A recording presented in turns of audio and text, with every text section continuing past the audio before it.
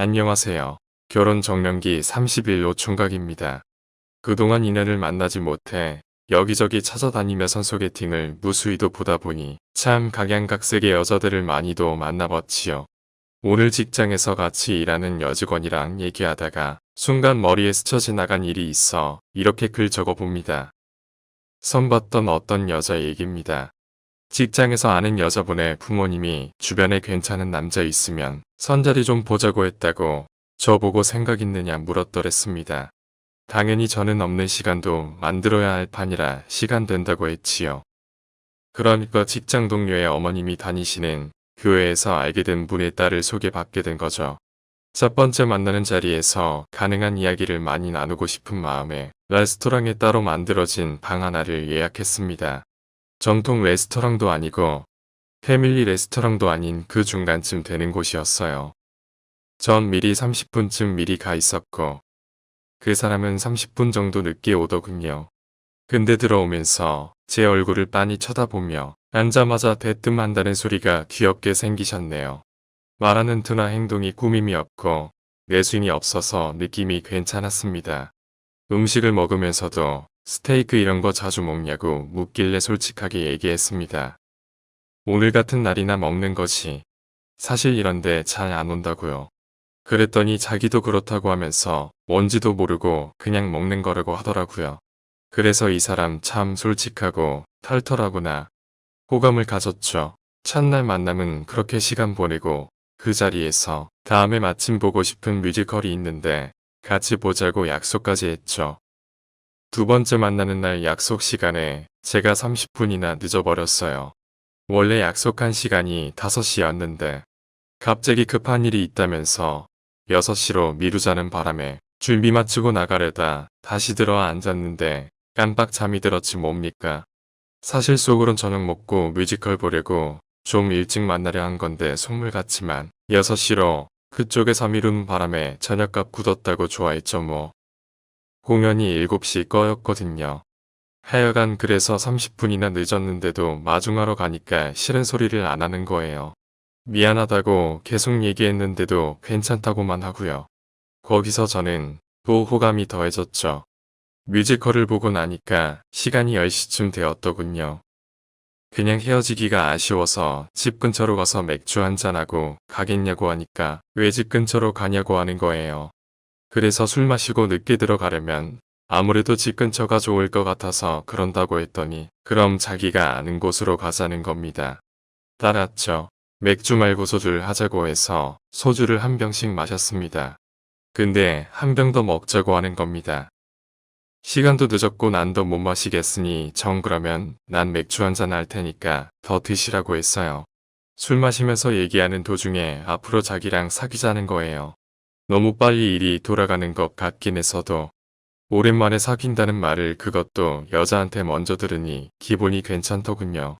그렇게 술을 마시면서 이야기를 하는데 이때부터 이상하더라고요. 자기를 만나는데 결혼 생각도 하느냐 묻더라고요. 당연히 나이도 있고 고려하고 있다고 했죠. 그랬더니 자기는 꿈이 있다면서 하는 말이 결혼하면 집에서 살림하면서 남편이 벌어오는 돈으로 잘 살고 싶다는 거예요. 옷방을 하나 둬서 종류별로 계절별로 쭉 옷을 걸어두고 살겠다는 겁니다. 대부분 남자들이 싫어하는 말이잖아요. 이런 거 하여튼 그래서 제가 물었죠. 그럼 남편 옷은 어떻게 할 거냐고. 그랬더니 남자가 무슨 옷이 필요하냐고 하면서 춘추복으로 두 벌이면 된다는 소리에 머리가 번뜩했죠. 아 정신 놓으면 안 되겠구나. 그 다음이 더 가관입니다. 제가 입고 있는 옷, 시계, 가방 상표는 언제 다 훑어봤는지 메이커 이름을 대가면서 이 옷이 어떻고 저떻고 점점 더 이상한 거예요. 그래서 아무래도 좀 이상해서 일부러 부풀려서 겁을 줘봤어요. 우리 집엔 내 위로 누나가 4명이고 난 막내다. 우리 집이 큰 집이라 연말에 한 번씩 친척들하고 다 모이는데 애들까지 합하면 100여 명 된다. 그때가 겨울이었거든요. 그 자리에 가서 인사할 수 있겠냐. 그랬더니 단번에 자긴 어른들한테 잘해서 이쁨 받는다고 가겠다는 거예요. 그러면서 어른들 앞에 인사하러 가는데 입고 갈 옷이 없으니 사달라고 하더라고요. 거기서 정신이 완전히 돌아왔죠. 그래서 싫어 그랬어요. 왜 싫으냐길래 돈 없어라고 했죠. 완전히 그때는 이 사람은 이상한 사람이다라고 결론을 내린 상태였거든요.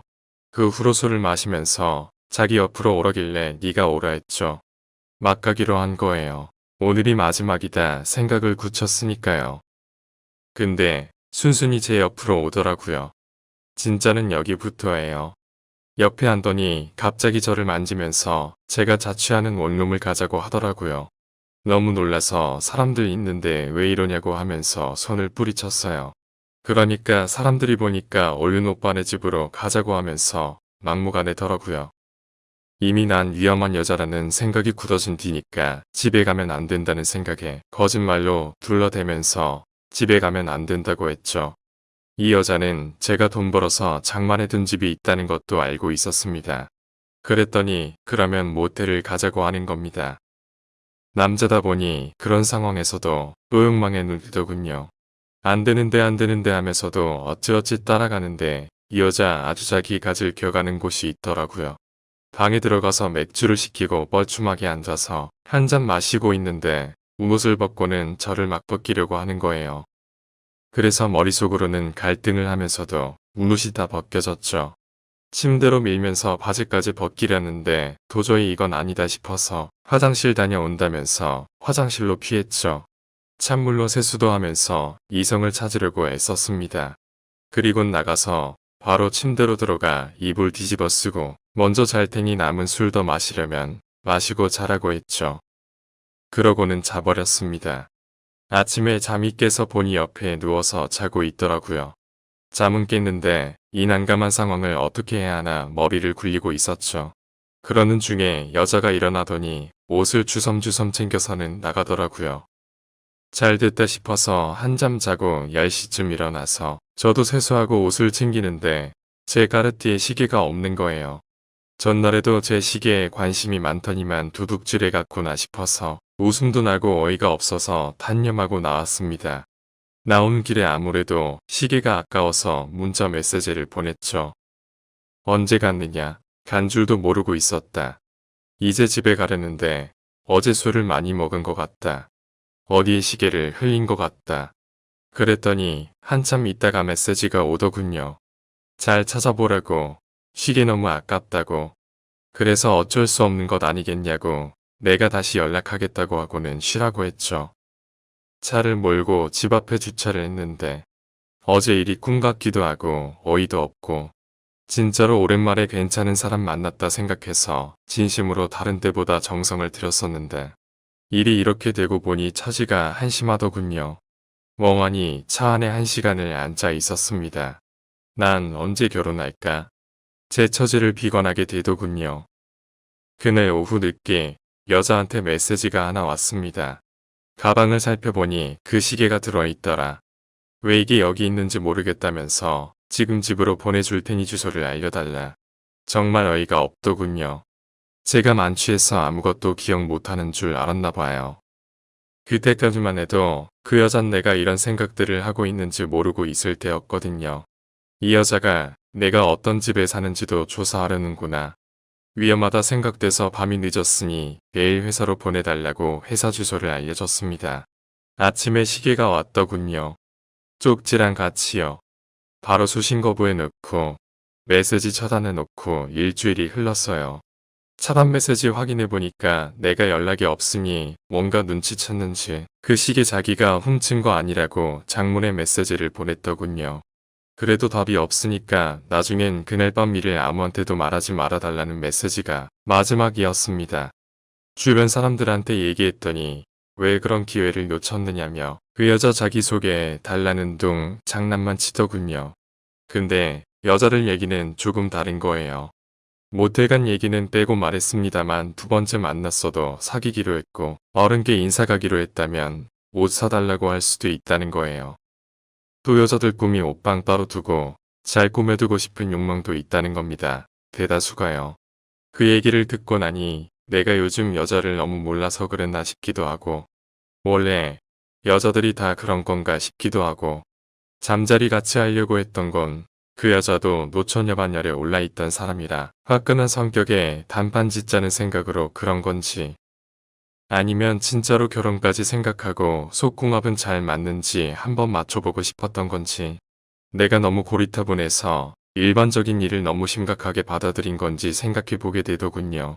이상한 여자란 건 아직도 확신하지만 어느 정도 보통의 여자들과 교집합이 되는 부분이 있다는 생각을 하니 너무 혼란스럽습니다.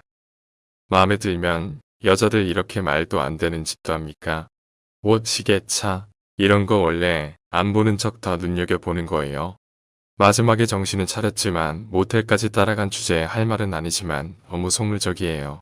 정말 마음에 들었었는데 두 번째 만남에 이 모양이 되고 나니 너무 실망스럽고 결혼하고 싶지가 않습니다. 내가 아무리 눈을 부릅뜬들 여자들이 맘먹고 속이려고 한다면 나 같은 놈은 꼼짝없이 속고 말겠구나 싶기도 하고요. 정말 제가 너무 보수적인 걸까요? 여자분이 정말 술 취해서 먼저 모텔 가자고 한 게 부끄럽고 창피해서 아침에도 망치듯 빠져나갔고 나와 인연을 어떻게든 이어가기 위해 일부러 시계를 가져간 것일까요? 여자분이 그렇게 문자까지 먼저 보내었는데도 저는 선입견을 가지고 다가오르는 여자를 자꾸 밀쳐낸 건 아닌지, 어쩜 좋은 여자를 놓쳐버린 건 아닌지, 아직도 그때의 상황이 이해되지 않는 부분 많네요. 전 아직까지도 혼자 살고 있습니다.